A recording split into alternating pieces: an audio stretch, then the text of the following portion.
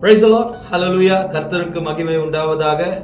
பிரியமானவர்களே, ஆண்டவருடைய பிள்ளைகளே, நிச்சயமாக தேவன் நம்ம வாழ்க்கையில இருக்கிறனால நம்மளுக்கு எந்த ஒரு குறைவும் இல்லை, நம்ம வாழ்க்கையில எந்த ஒரு தோல்வியும் இல்லை. காரணம் ஏனென்றால் இயேசு கிறிஸ்து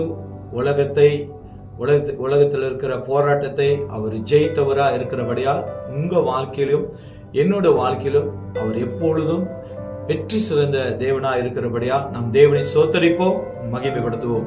தொடர்ச்சியாக என்னோடு நீங்கள் ஒவ்வொரு வாரமும் தேவனோட வார்த்தைகளை நீங்கள் கேட்டுக்கொண்டு வருவதற்காக உங்களுக்கு நன்றி. அது மட்டுமல்ல, அந்த வார்த்தை ஒரு நாளும் உங்களை விட்டு விலகாது. அந்த வார்த்தையில் சொல்லப்பட்ட ஒவ்வொரு வாக்கு தத்தங்களும் உங்கள் குடும்பம், உங்களுடைய எல்லா சூழ்நிலை மத்தியிலும் அந்த வார்த்தையானது நிலை நிற்கும் என்று சொல்லி விசுவாசிக்கிறேன். ஆண்டவரை நம்புங்க, தேவனை விசுவாசிங்க. ஆமென். இந்த நாளில் தேவனோட வார்த்தையா காண போகிறோம். சங்கீதம் 128 அதிகாரம் 1வது வசனம் சொல்லுகிறது, கர்த்தருக்கு பயந்து அவர் வழிகளில் நடக்கிறவன் எவனோ அவன் பாக்கியவான். ஆமென். கர்த்தருடைய வழியில நீங்க நடக்கும்போது, அவருக்கு கீழ்ப்படிஞ்சு இருக்கும்போது, அவருக்கு காத்திருக்கும் போது உங்கள் வழிகள் எல்லாம் ஆண்டவர் பலனை தருவார். உங்க வழிகள் எல்லாம் ஆண்டவர் உங்களுக்கு தைரியங்களை கொடுப்பார். அது மட்டுமல்ல, தேவனால் வருகிற சமாதானமும் அன்பும் உங்க வாழ்க்கையில் உங்க குடும்பத்துல நிறைவா இருக்கும். இன்னைக்கு அநேக பேர் தேவனுடைய வார்த்தை இல்லாமல் இருளிலும் சரி, உலகம் கொண்டு வருகிற பல விதமான போராட்டத்தின் மத்தியிலும் சரி, ஜனங்கள் எல்லாம் கலங்கி போறாங்க. இஸ்ரேல் ஜனங்க இப்படிதான். அவங்க வாழ்க்கையில வந்த போராட்டத்தை பார்த்த போது அவங்க கலங்கினாங்க. ஆனா அவங்க மத்தியில தேவன் அவர் பெரியவரா இருந்தனால ஒவ்வொரு இடங்களிலும் அவரோட வார்த்தை அனுப்பி தேவன் அற்புதம் அடையாளங்கள் செய்தது போல இன்றைக்கு நம்ம வாழ்க்கையில அவருக்கு பயந்து நடக்கிறவர்கள், நம்ம தேவனுக்கு பயந்து தேவனுக்கு கீழ்ப்படிந்து இருக்கும்போது நம்மள எல்லா இடத்துலயும் ஆண்டவருடைய கிருபையானது, தேவனுடைய தயவானது நிச்சயமாக உங்க கூட வரும். ஒரு காரியத்தை நான் உங்களுக்கு சொல்ல விரும்புகிறேன்.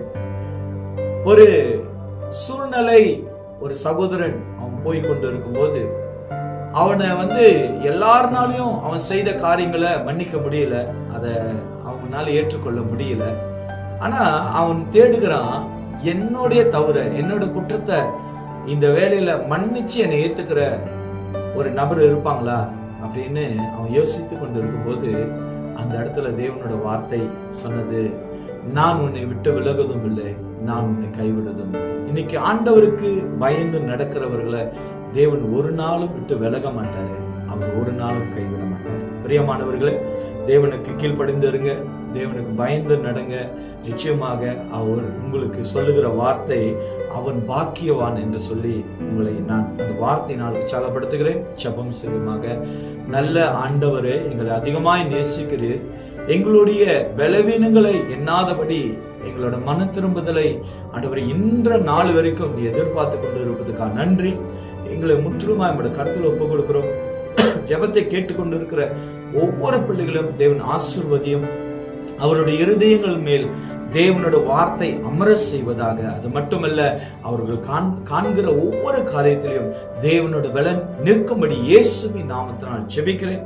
ஜெயமும் சமாதானமும் உம்மிடத்திலிருந்து உண்டாவதாக. இயேசுவின் நாமத்தில் ஜெபிக்கிறேன், ஜீவனுள்ள நல்ல பிதாவே. ஆமென்.